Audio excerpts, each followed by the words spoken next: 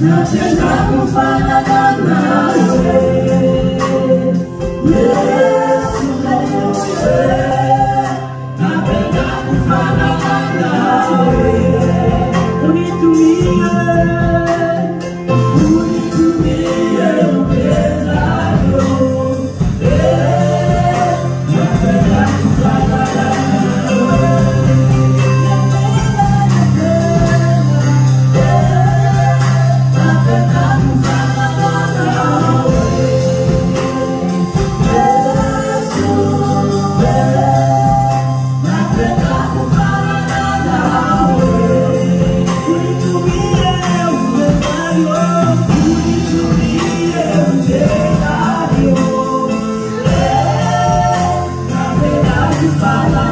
nawe.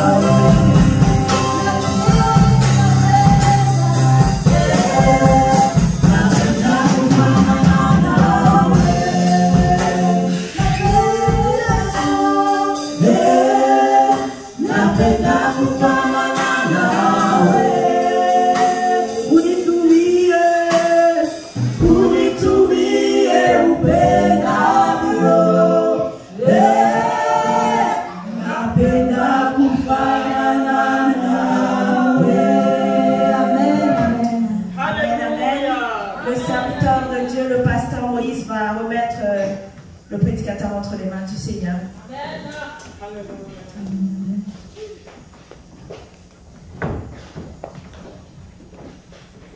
Éternel Dieu, nous te disons merci. Il est écrit au commencement était la parole.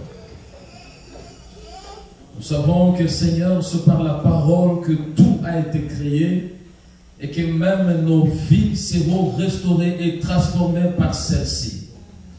La raison pour laquelle, Seigneur, nous sommes contents pour ce moment, où nous voulons écouter ta parole. Laisse que tu oignes ta servante, Père de gloire, afin qu'elle soit à même de transmettre ta pensée pour qu'elle donne la vie à quiconque va écouter. Personne qui te rencontre ne peut rentrer comme il est venu. Alors, Seigneur, que nous te rencontrons au travers de ta parole. Parle, Seigneur, ce soir. Je me lève contre toute pensée de divagation, de distraction qui peut faire en sorte que les gens ne puissent pas écouter ta pensée. Nous rendons ça nul et sans effet. Que tu prennes l'autorité, Seigneur, au travers de ta servante, Père. Au nom de Jésus, Amen. Amen. Que le nom de l'Éternel soit béni. Amen. Je vous salue tous dans le nom de notre Seigneur Jésus-Christ. Nous allons nous tenir debout pour la lecture de la parole de Dieu. Et la parole que nous allons lire, c'est dans Éphésiens, le chapitre 4, verset 22 à 29. Neno la Mungu tutasoma ni katika kitabu cha Waefeso sura 4 mstari wa 22 hadi 29. Amen. Éphésiens 4, 22.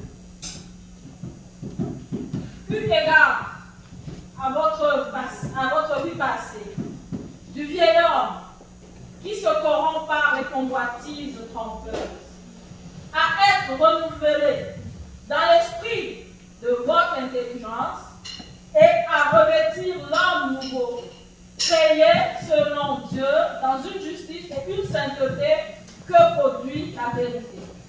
C'est pourquoi renoncez au mensonge et que chacun de vous parle selon la vérité à son prochain, car nous sommes membres les uns des autres.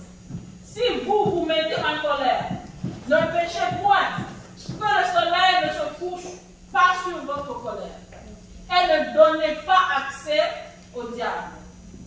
Que celui qui dérobait ne dérobe plus, mais plutôt qu'il travaille en faisant de ses mains ce qui est bien, pour avoir de quoi donner à celui qui est dans le besoin. Qu'il ne sorte de votre bouche aucune parole mauvaise, mais s'il y a lieu, quelques bonnes paroles qui servent à l'édification et communique une grâce à ceux qui l'entendent. Amen. Amen. Que le Seigneur vous bénisse. Soyez-vous. Le thème de ce soir, les deux aspects positifs faits de la vie chrétienne. Ni mambo mbili ya maana katika maisha ya Mkristo. Les deux aspects positifs de la vie chrétienne. Mambo mbili ya maana katika maisha ya Mkristo. L'épître aux Éphésiens comporte des grandes divisions. Katika kitabu cha Waefeso kunakuwa mambo mbili. Et la première qui est doctrinale. Na ya kwanza inahusu mafundisho. Et c'est cette première, ça concerne la vocation du chrétien. Na hiyo ya kwanza inaangalia mwito wa Mkristo. Et la deuxième partie, ça concerne la pratique qui se rapporte à la vie chrétienne. Na ya pili inamaanisha kutenda katika maisha ya Mkristo. En tant qu'homme, nous devons marcher selon la parole de Dieu. Inabidi tutembee katika neno la Mungu. Nous devons marcher d'une manière digne de la vocation. Inabidi tutembee kama vile tulivyoitwa. Vous savez que nous sommes retirés de ce monde et pour être placés dans l'église. Unajua kama tumeondoshwa katika ulimwengu huu ili tuwekwe katika kanisa. Et c'est pour cela qu'il nous faut renoncer à tout ce que nous marchions dedans dans ce monde. Na ndio maana inabidi tuachilie mambo yote ya ulimwengu huu. Dans ce passage que nous venons de lire, katika somo hii ambao tunatoka kusoma, nous y trouvons vraiment des expressions très très importantes. Tunatosha hapo mambo mbili ya maana sana. Le premier c'est dépouiller du vieil homme. Ya kwanza ni kujikatalia na hiyo utu wa zamani. Et le deuxième c'est revêtir l'homme nouveau. Na ya pili ni kuvaa utu upya. Dépouillez-vous du vieil homme, c'est ce que la parole de Dieu nous dit. Neno la Mungu linasema tuvue huo utu wa zamani. L'apôtre Paul a toujours utilisé cette parole. Na Paulo anasema kila mara kwa hiyo neno. Quand il a parlé dans Romains 6, le verset 6, na kwa Waroma sura 6 mstari wa 6, il a voulu faire il s'est référé à la régénération ou bien la naissance ou bien naître de nouveau. Alisemea juu ya kuzaliwa kwa mara pili. Et c'est pour cela qu'il a dit que nous devons abandonner le vieil homme. Na hapo akasema inabidi tuvue huo utu wa zamani. Et ce vieil homme, il a été crucifié avec Christ. Na hiyo utu wa zamani umewekwa msalabani na Yesu Kristo. Il va aller très loin dans Colossiens 3, 9 à 10. Na katika Wakolosai sura 3, là il va nous parler de la conversion. Na hapo ametuongelea juu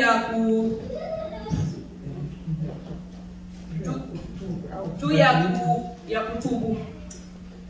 Et là, il a encore parlé de comment nous devons nous dépouiller de ce vieil homme et nous revêtir l'homme nouveau. Na hapo akaongelea tena juu ya kuvua huo utu wa zamani na kuvaa utu upya.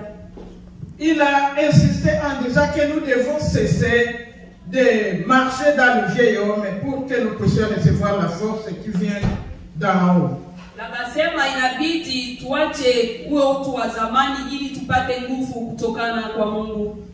Nous ne devons pas confondre le vieil homme avec la nature pécheresse. Hatuwezi kulinganisha hiyo utu wa zamani na hiyo hali ya dhambi. La nature pécheresse, hali ya dhambi c'est une nature qui reste toujours avec l'homme. ni hali ambayo inakaa na mtu. Même si nous acceptons Jésus comme notre sauveur, Hata kama tunampokea Yesu Kristo kama vile mwokozi wa maisha yetu, cette nature, elle est seulement étouffée. ile hali ya dhambi iko hapo, inasongwa. Hiyo hali ya dhambi inasongwa. Cette nature pécheresse est étouffée lorsque nous recevons Jésus comme notre sauveur personnel. Hiyo hali ya dhambi inasongwa wakati tunampokea Yesu Kristo kama vile mwokozi wetu.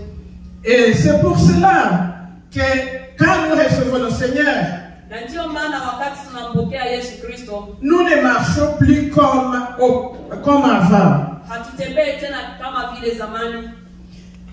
C'est dépouiller du vieil homme, Kuvua utu wa zamani c'est abandonner les anciens comportements, ni kuacha tabia za zamani, c'est abandonner toute convoitise. ni kuacha hiyo tamaa.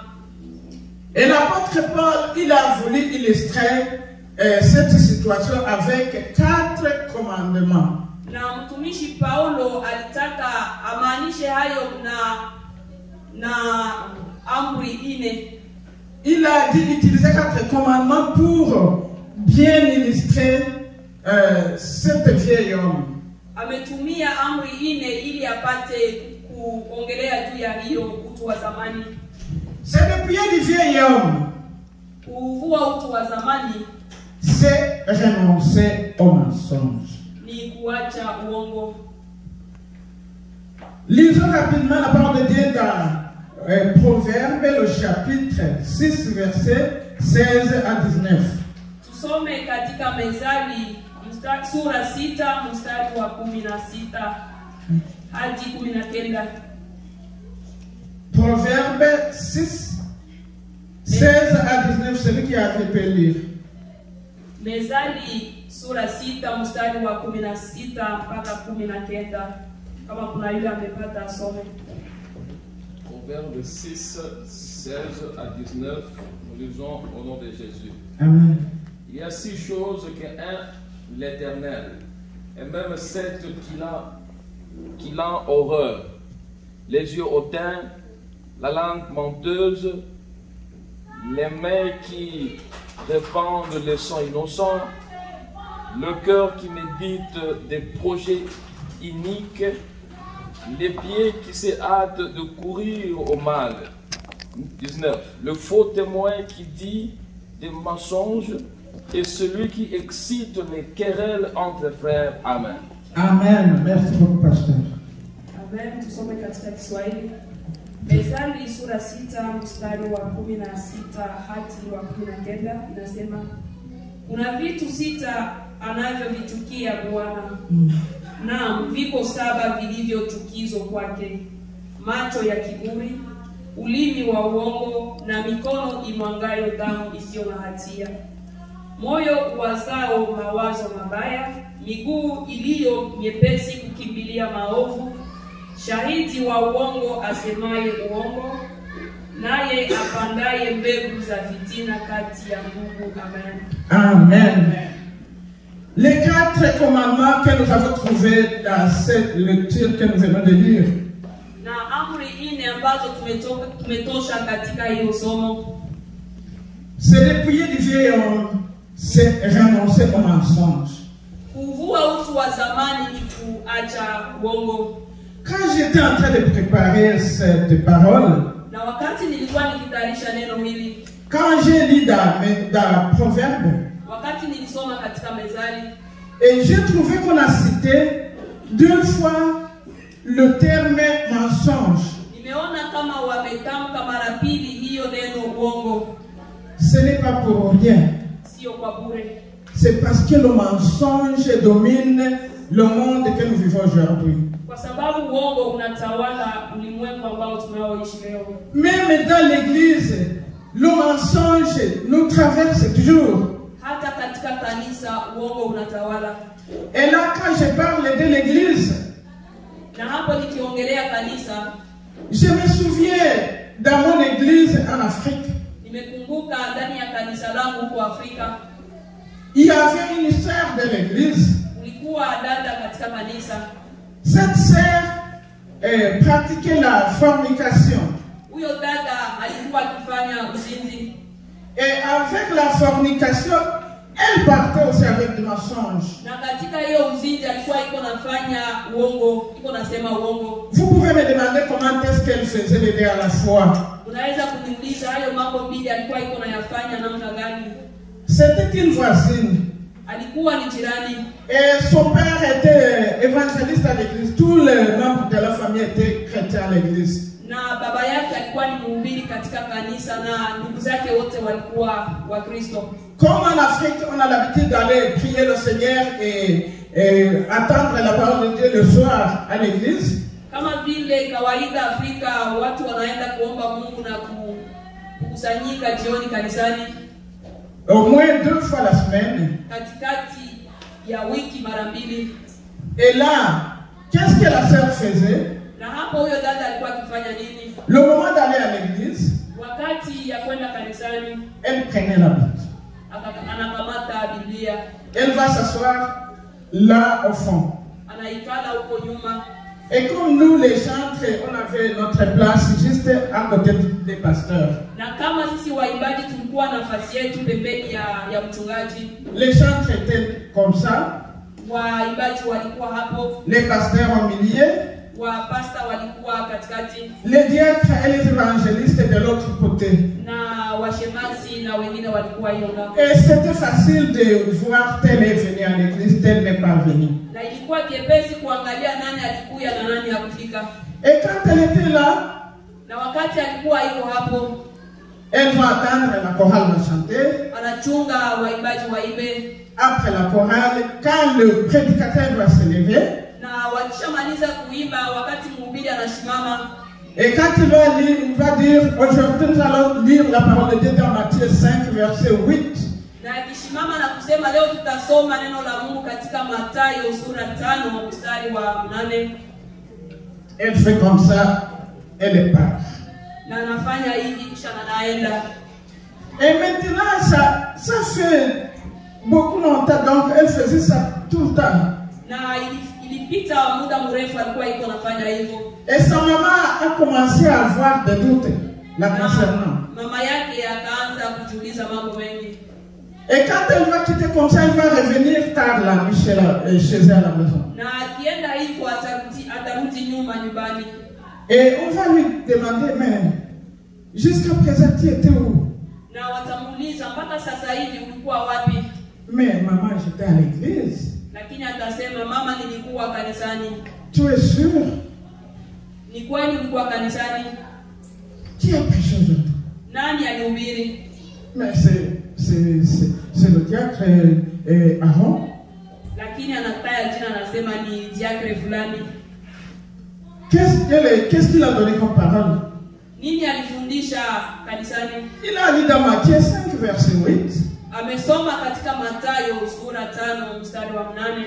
Mais c'était pas vrai. Donc, elle va faire la fornication et le mensonge ensemble.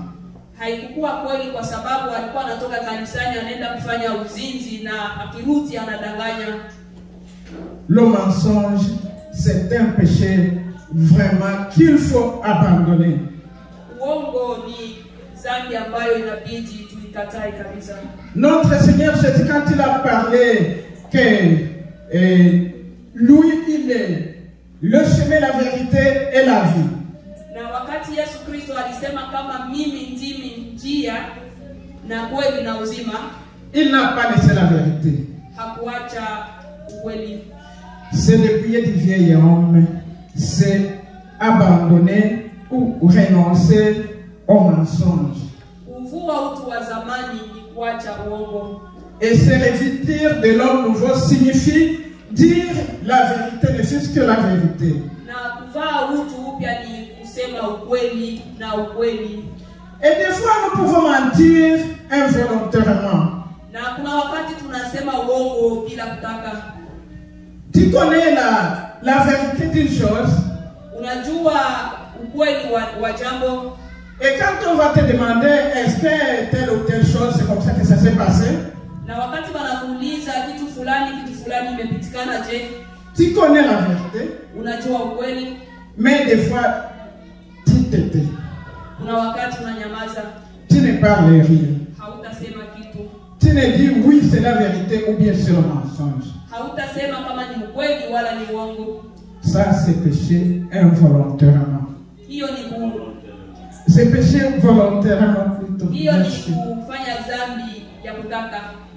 Là, tu caches la vérité, tu refuses de dire non, tu refuses de dire la vérité, et tu caches et la vérité et le mensonge. Hapo unakataa kusema ukweli na unanyamaza na unafutika ukweli na unafutika uongo ndani. Alors c'est un péché.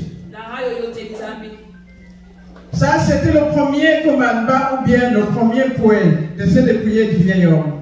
Na hiyo ilikuwa niyo amri ya kwanza hiyo kujikatalia kuvua utu wa zamani. En deuxième lieu, c'est dépouiller du vieil homme, c'est renoncer à la colère. Na ya pili ni kuvua utu wa zamani ni kuacha hasira. C'est renoncer à la colère. Ni kuacha hasira. La colère, si nous le voyons, bien, Hasira tukiangalia vizuri ce n'est pas un péché. sio dhambi. Être en colère, ce n'est pas vraiment un péché. Kuwa katika kisirani sio dhambi. Tu peux être en colère d'une chose qui vient t'embrouiller quelque part là. Unaweza kuwa katika hasira juu ya kitu ambayo ilikusumbua nafasi fulani. Mais ça va devenir péché quand tu vas réagir à propos de cette colère qui te ronge. Na hiyo itakuwa dhambi wakati wewe unarudisha maneno kwa ajili ya hiyo hasira ambayo unayokuwa nayo. Tout le monde peut être en colère. Kila mtu anaweza kukasirika. Alors, être en colère, c'est une chose, et accepter que la colère vous domine, c'est une autre chose. Kuwa katika hasira ni mambo moja na kuitika hiyo hasira ikutawale ni jambo lingine.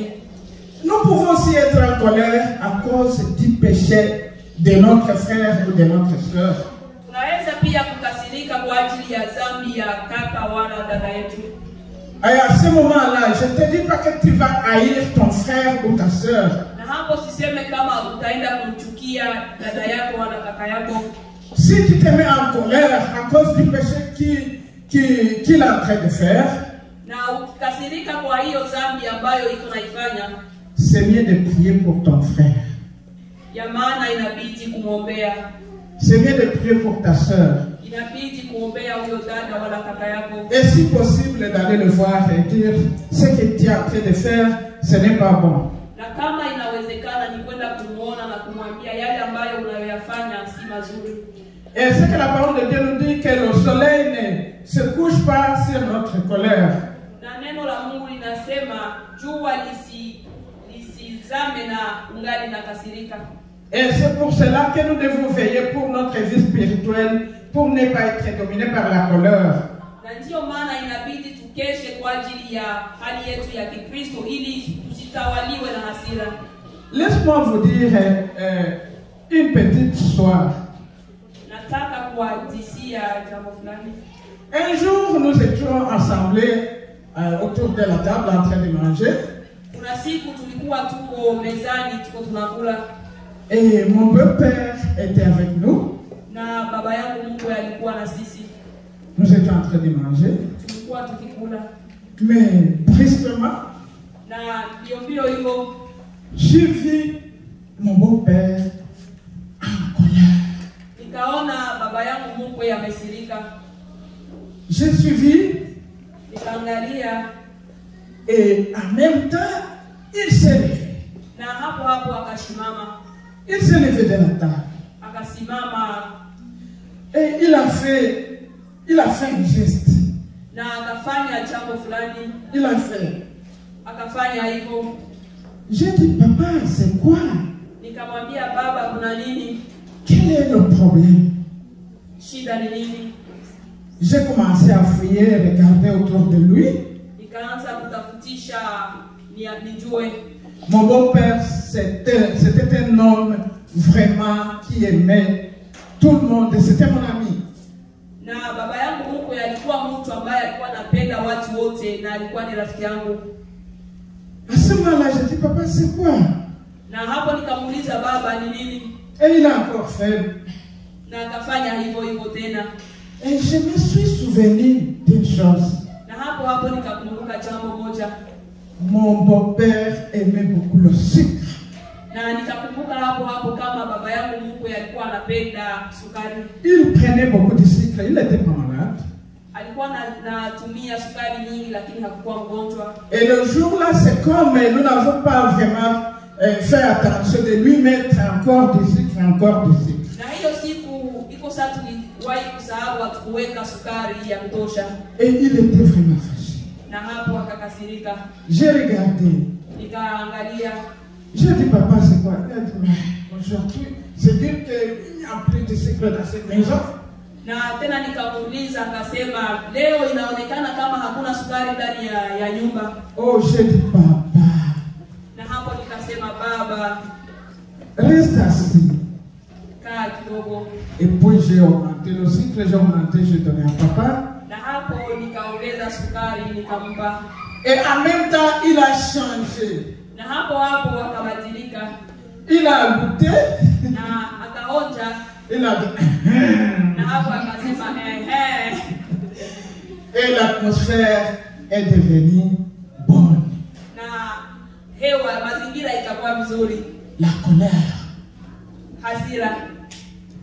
Mon papa n'est pas dit passer toute la journée avec cette colère. Baba yangu hakuwahi kufanya mchana mzima na hiyo kisirani. Il pouvait se lever et partir et ne rien dire. Na angelishimama na naenda bila kusema lolote. Et c'est là où il devait être en colère jusqu'à trop tard le soir. Na hapo ndipo angeendelea kutawaliwa na hiyo hasira mpaka jioni. Mais il a dit non, il a dit voilà. Na hapo akasema tazama Soyons en communion avec Dieu. Tuwe na uhusiano na Mungu. Et ne nous laissons pas abandonner au sommeil quand nous sommes en colère. Na tusiache tulale na hasira.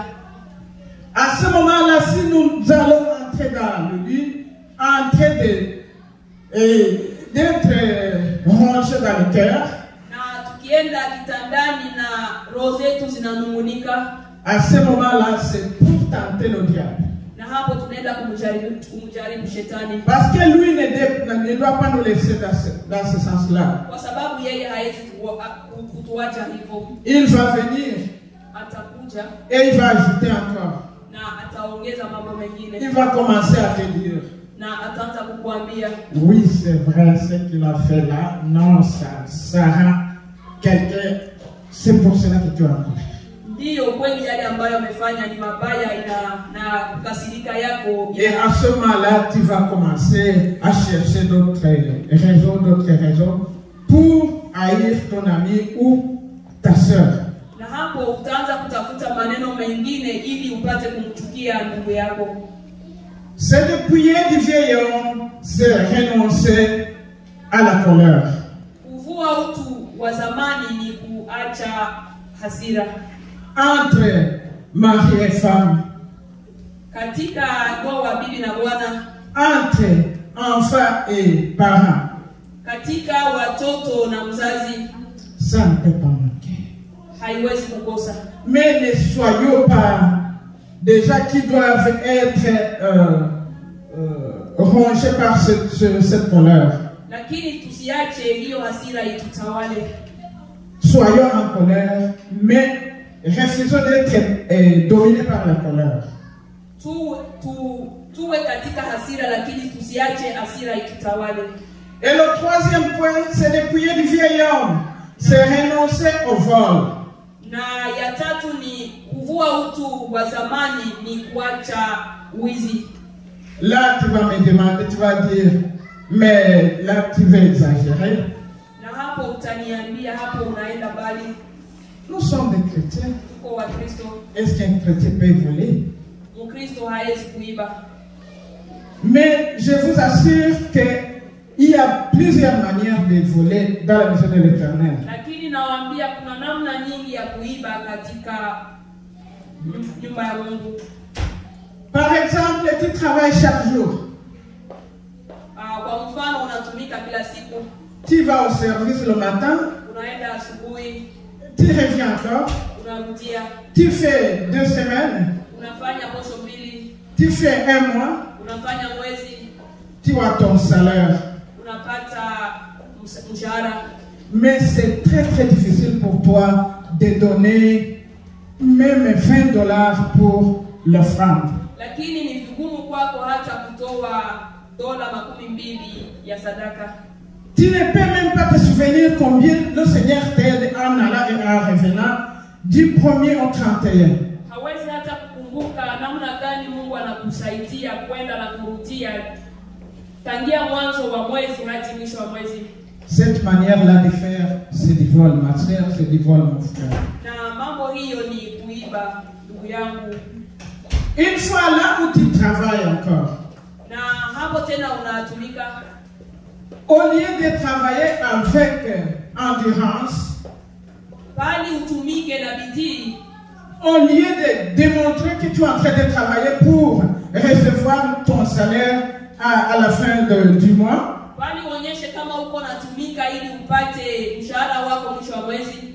Tu regardes le chef, unaangalia mkubwa wa kazi, il n'est pas là, kama haiko hapo, tu passes à côté. unapita pembeni. Au lieu de terminer ce que tu devrais terminer le jour-là, bali umalize mambo ambayo ungepaswa kumaliza. Tu t'en vas faire tout ce que tu veux faire autre. Unaenda kufanya mambo mengine. C'est du vol. Hiyo nayo ni wizi. Parce que tu es parti travailler pour recevoir le salaire. Kwa sababu ulienda kutumika ili upokee mshahara. Et si tu ne travailles pas bien, tu es en train de voler l'autre là. Na kama hautumike vizuri uko naiba.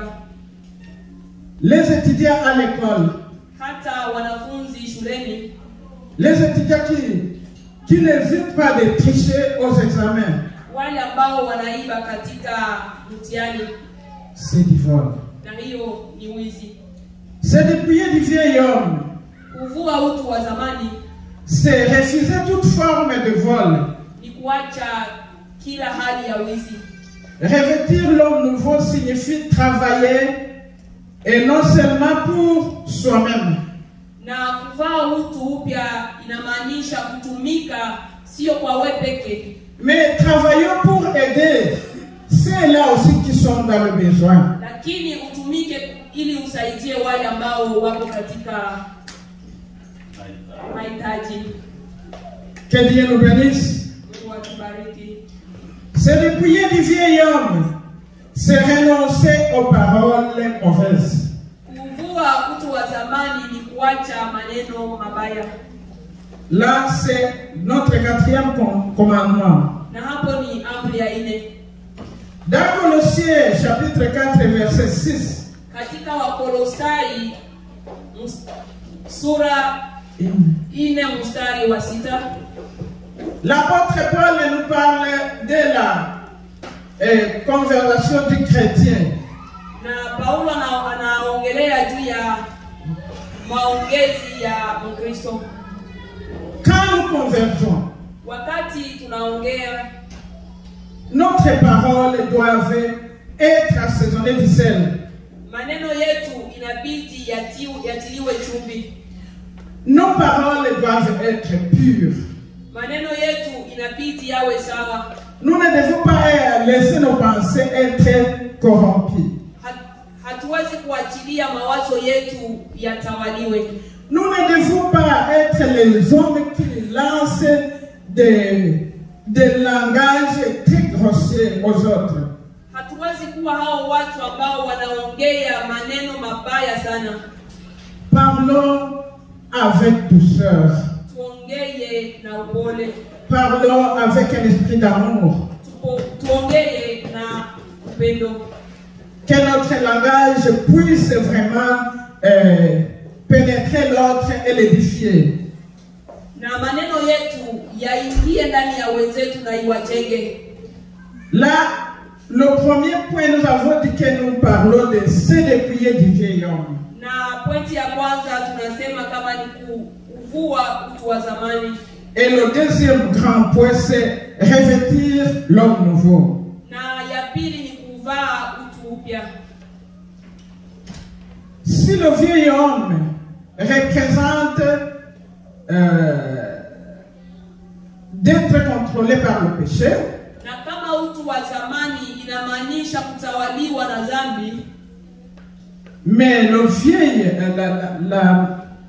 plutôt revêtir l'homme nouveau, na kuvaa utu upya ça représente l'individu qui est dominé par le Saint-Esprit. inamaanisha mtu ambaye anatawaliwa na Roho Mtakatifu. Le mensonge, Uongo, la colère, hasira, le vol, wizi, les paroles impures, maneno mabaya les désirs, les mauvais désirs na kutamani et les autres qui se ressemblent à cela. na mambo mengine ambayo yanafananishwa na hayo, C'est les choses qui nous parlent du vieil homme. ni mambo ambayo yanamaanisha utu wa zamani. La parole de Dieu dans Galates 2, verset 20. Na katika Wagalatia sura 2 mstari 12, La parole de Dieu nous dit, neno la Mungu linasema, j'ai été crucifié avec Christ. nimesulubishwa na Yesu Kristo, Ce n'est plus moi qui vis, c'est Christ qui vit en moi. na sio mimi ninaishi, ni Kristo anaishi ndani yangu. Et dans 2 Corinthiens 5, 17, Na katika Wakorinto wa pili sura 5 mstari wa 17, la parole de Dieu déclare, neno la Mungu linasema, si quelqu'un est en Christ, kama mtu iko ndani ya Kristo, il est une nouvelle créature. yeye ni kiumbe kipya. Les choses anciennes sont passées, Mambo ya zamani yamepita, mais il vit maintenant une nouvelle vie. anaishi mambo mapya sasa. Mulangoni mbinguni kwa Mungu Baba, wabaya hawataingia. Mulangoni mbinguni kwa Mungu Baba, wabaya hawataingia. Na waongo na wasiojitakasa, na wazinzi, washerati na walevi, wote hawataingia mulangoni mbinguni. Vigumu kweli kuingia. Les voleurs, Wizi, les gens qui pratiquent la fornication, wale ambao wanafanya uzinzi, les menteurs, waongo, comment on dit ça?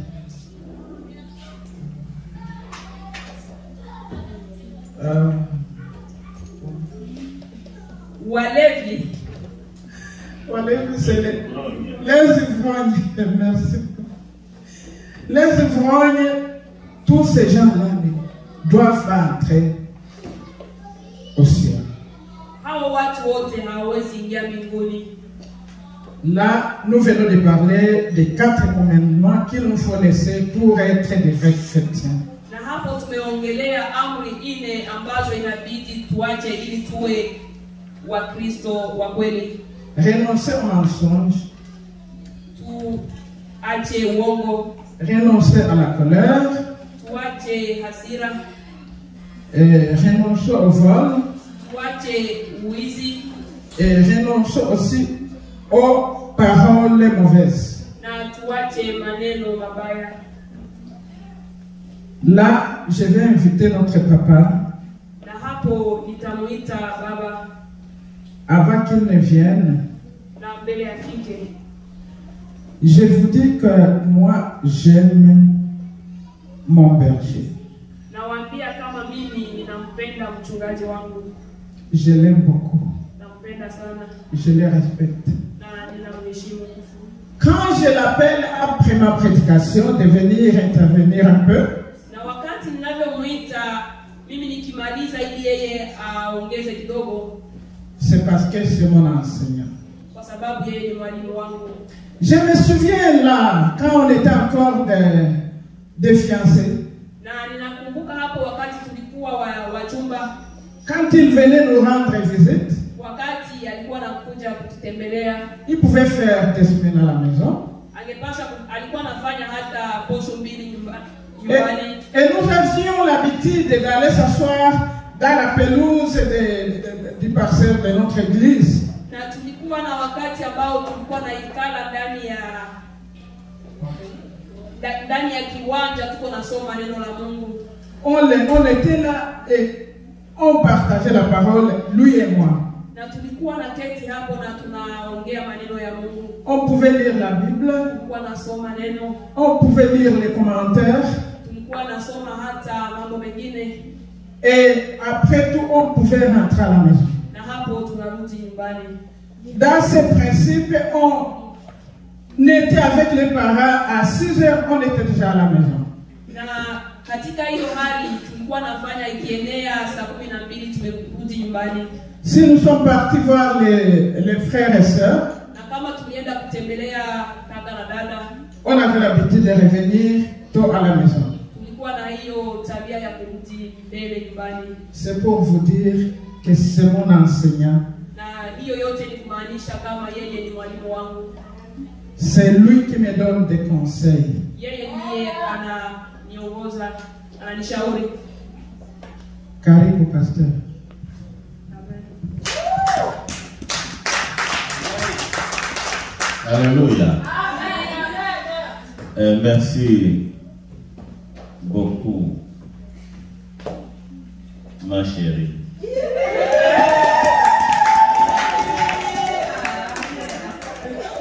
Je t'aime beaucoup aussi. Bon, moi, je ne prêche pas. Mimi sitahubiri, Il a dit l'essentiel. amesema ya muhimu, Mais il a parlé de quelqu'un. lakini aliongea juu ya mtu fulani, D'un homme, mtu mmoja, d'une personne mtu mmoja qui se cache en chacun de nous. ambaye anakaa ndani ya kila mmoja wetu. Il y a quelqu'un Kuna mtu que tu héberges, ambaye unaweka, un visiteur qui ne rentre jamais. mgeni ambaye haondoke. Tu peux me dire lequel? Nani anaweza kuniambia ni nani? Tu marches avec lui, Unatembea naye, tu dors avec lui. unalala naye, Alors, quel est cet homme-là? na huyo mtu ni nani?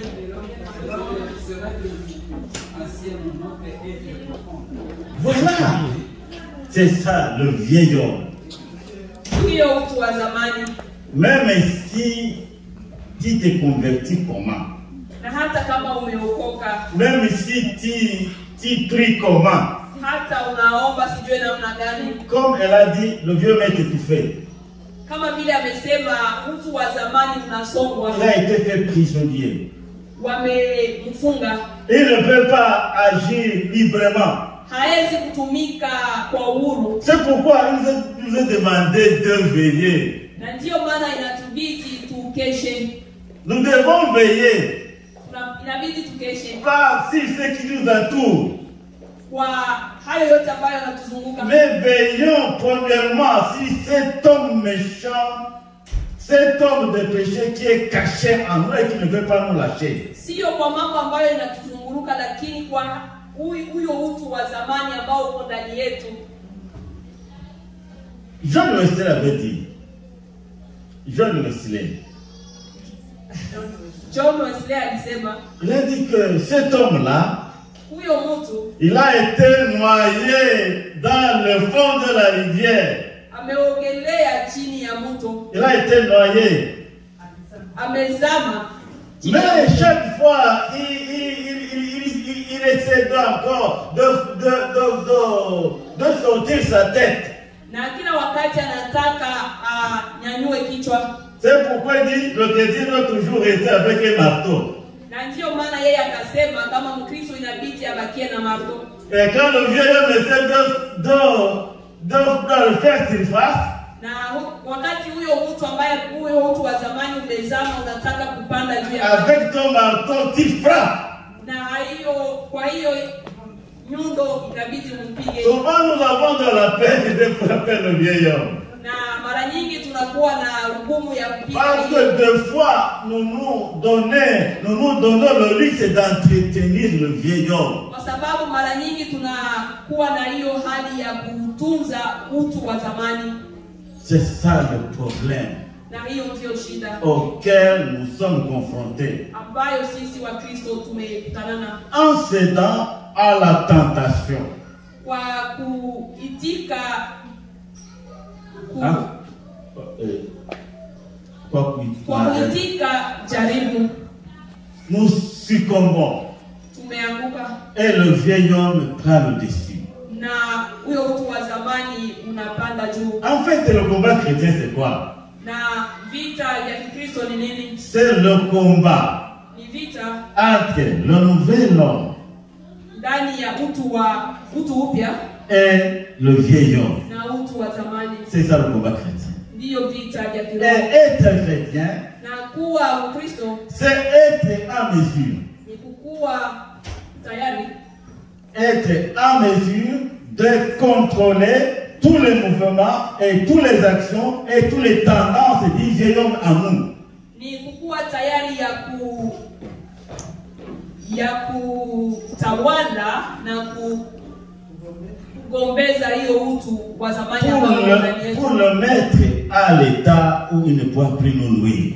Ili tuiweke ndani ya hali ambayo haiwezi tena kutufanya Et c'est là où nous faisons l'usage de notre marteau. Na hapo ndipo tunatumia hiyo marteau. N'ayons pas peur d'assommer le vieil homme. Tusiwe na oga wa kupigana na hiyo. Assommons toujours le vieil homme. Tupigane na hiyo utu wa Parce zamani. que c'est ça l'objet de notre combat. Kwa sababu ndio jukumu letu la vita. Pasteur vient de parler des 4 commandements. Mtumishi amesema juu ya amri ile. Il a parlé de mensonges, de colère, de quoi encore? De vol, de quoi encore? Les mauvaises paroles. Amesema juu ya hasira, wizi na maneno mabaya na mengine. En écoutant bien ça, on voit ça comme quelque truc de normal. Na wakati tunasikiliza tunaona sawa vile ni mambo tu ya kawaida. Alors les 4 commandements Na hiyo amri ine nous résument inamaanisha ce que j'appelle souvent yale ambayo ninaita les péchés des chrétiens. zambi ya Mkristo. Les péchés des chrétiens, Zambi ya Mkristo. nous ne les considérons pas comme péchés. Hatuikamate kama vile Mais zambi. ce sont ces péchés-là qui vont nous faire manquer le royaume de Dieu. Lakini ni hizo zambi ambazo zitatukosesha mbinguni. Les péchés des chrétiens, Zambi ya Mkristo. nous péchons aussi. Tunafanya zambi na sisi. Alléluia. Amen. Les péchés des chrétiens. Zambi za Mkristo. Le mensonge. Uongo. Un chrétien qui ment Mkristo ambaye anasema uongo va harceler un voleur. ataenda kukimbizana na Un chrétien qui ment va dire cette femme-là, cette fille-là est une adultère. Mkristo ambaye anasema uongo atafuatana na huyo binti aseme yeye ni msharati. Voyez, nous mettons souvent dans des circonstances là qui nous favorisent. Tunajitia katika mambo ambayo yanatusaidia. Mais nous devons nous lever Lakini inabidi tusimame et combattre na tupigane tous ces péchés-là hizo zambi zote qui ont élu domicile en nous. ambazo zimeweka makao ndani yetu. Et ces péchés ont élu domicile en nous pour comment? Na hizo dhambi zimewekwa makao ndani yetu namna gani? Parce que nous ne les combattons pas. Kwa sababu hatuzipiganishe. Nous les entretenons d'une manière ou d'une autre. Tunazitunza kwa hali nyingine wala. Et en les entretenant, Na kwa kuzitunza, nous nourrissons en quelque sorte le vieil homme. Na tunakulisha tena hiyo utu wa zamani. Le vieil homme mange quoi? Na huo utu wa zamani unakula nini? Le vieil homme mange quoi? Le vieil homme mange le mensonge. Huo utu wa zamani unakula uongo. Le vieil homme mange le vol. Inakula wizi. Le vieil homme mange tout ce que le pasteur nous a dit. Hiyo utu wa zamani inakula hayo yote mtumishi Nous ne nourrissons pas le vieil homme. Hatuwezi kutunza utu wa zamani. Mais toujours affamons le vieil homme. Tuiweke njaa hiyo utu wa zamani. Parce que si nous affamons le vieil homme, kwa sababu tukiacha njaa, le vieil homme va devenir très faible. Itakuwa haina nguvu yoyote. Il ne pourra plus nous assommer ou nous asservir. Haitakaa tena ndani yetu na kutushikilia.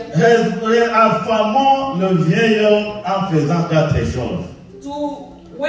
Tuiache njaa hiyo utu wa zamani katika mambo manne. En fuyant le mal.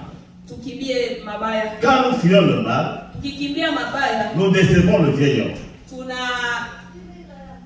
Nous décevons. Tunaichanganyisha. Alors si nous fuyons le mal, tukikimbia mabaya, en quelque sorte nous décevons le vieil homme. Tunaichanganyisha hiyo utu wa zamani. Et en décevant le vieil homme, na tukishaichanganyisha, nous décevons aussi le diable. Tunachanganisha pia shetani. Je ne sais pas si vous me comprenez. Sijue kama mnanisikiliza. Je prends l'enseignement du pasteur Maroc dans c'est une autre dimension, mais je veux que nous comprenions davantage. Ninakamata hiyo mafundisho ya mama hapo, lakini naiweka ndani ya hali nyingine. Nous décevons le diable. Tunachanganisha shetani. Non, nous décevons le vieil homme. Tunachanganisha utu wa zamani. Et en décevant le vieil homme, na tukichanganisha utu wa zamani, nous faisons mal au diable. Tunafanya vibaya kwa shetani. Deuxième chose pour affaiblir le vieil homme, na ya pili ili tupoteze nguvu za utu wa zamani, c'est haïr le péché. Kuchukia dhambi. Haïr et abandonner le péché. Kuchukia na kuziacha dhambi. Quand nous haïssons abandonner le péché, tukiacha na kuchukia dhambi, le vieil homme utu wa zamani n'a plus de force. Hauna tena nguvu yoyote. Et le diable na shetani perd la bataille. Anapoteza vita. Bien-aimés dans le Seigneur. Ndugu zangu katika Kristo. Et affaiblir le vieil homme,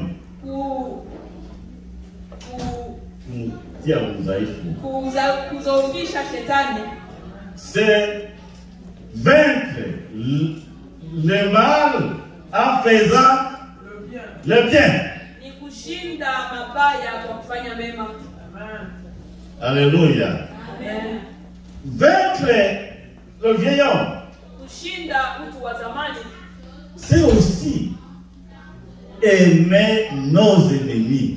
Ni kupenda hata adui zetu. Faire du bien à ceux-là qui nous maltraitent. Tufanye mema kwa wale ambao wanaotutesa. Alléluia. Amen. En vainquant le vieil homme, c'est le diable lui-même que nous mettons en dehors de l'état de nuit.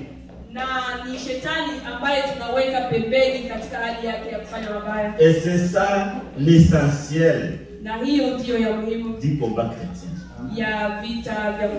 Le combat spirituel. Alléluia. Amen. Et ça c'est très important. Je voulais compléter le pasteur qui nous a bien vraiment détaillé ce thème. J'ai voulu quand même compléter en exprimant d'une autre façon ce qu'il vient de nous enseigner. C'est pourquoi Jésus avait dit à ses disciples, veillez et priez pour ne pas tomber dans les tentations. ili msianguke majaribuni. Aussi pour pouvoir vaincre le vieil homme, Na ili tushinde mtu wa zamani, nous devons veiller. inabidi tukeshe, Nous devons prier sans cesse. inabidi tuombe bila kuchoka, Et nous serons plus que vainqueurs. na tutakuwa washindi. Que Dieu nous bénisse. Mungu atubariki. Alléluia. Il y a le vieil homme. Kuna mtu wa Il zamani y a aussi l'homme nouveau. na mtu upya, Notre prédicateur na mtumishi a beaucoup insisté sur le vieil homme. amesemea juu ya mtu wa zamani, Mais prochainement, peut-être, il va nous parler de l'homme nouveau. na nafikiri siku itakuja taongelea juu ya mtu upya. Je ne sais pas si vous avez bien compris. Sijue kama mmesikia. Qui a compris? Nani amesikia? Celui qui a bien compris, qui s'élève et qui essaie d'expliquer en se référant à l'enseignement que le pasteur nous a donné et à ce petit complément que je viens de faire. Na yule amesikia inabidi asimame na kutuambia yale ambayo amesikia, kulinganisha yale ambayo mama mchungaji amehubiri na yale ambayo baba amekuja kuongeza.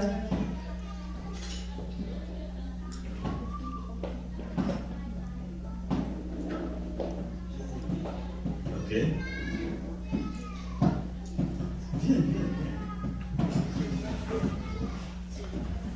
Viens, viens. Amen. Et je vais parler d'un peu de mots. Nitaongea katika mambo machache Et ce que maman pasteur nous a enseigné. yale ambayo mama pasteur ameongelea. Et nous a donné des stratégies pour combattre notre vieil homme. Ametupatia njia za kupigana na huo utu wa zamani. Et parmi les stratégies, il nous a donné 4 commandements. Na katika hiyo hali ametupatia amri ile. Et dans ces 4 commandements, il a insisté sur le mot renoncer. Na katika hiyo amri ile ameongelea sana juu ya kuachilia.